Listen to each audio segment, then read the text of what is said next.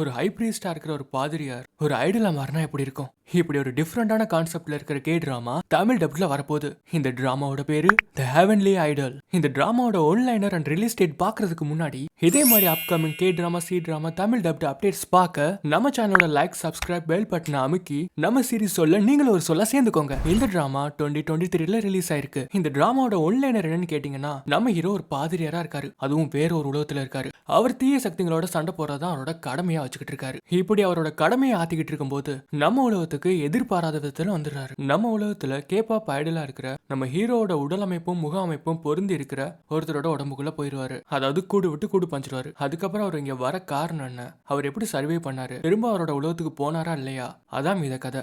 இந்த ஐடல் அப்படின்னு பாத்தீங்கன்னா ரொம்ப கோல்டான அரகண்டான டைப்.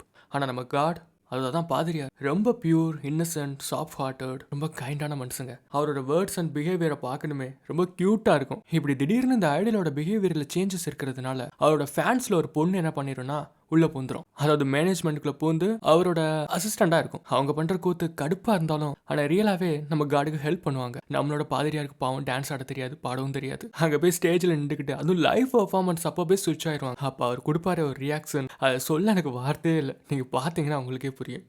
கையை காலை ஆட்டிக்கிட்டு செம காமெடியா இருக்கும். ஸோ ஓகே, இதுக்கு மேலே நான் கதை இழுக்க விரும்பல.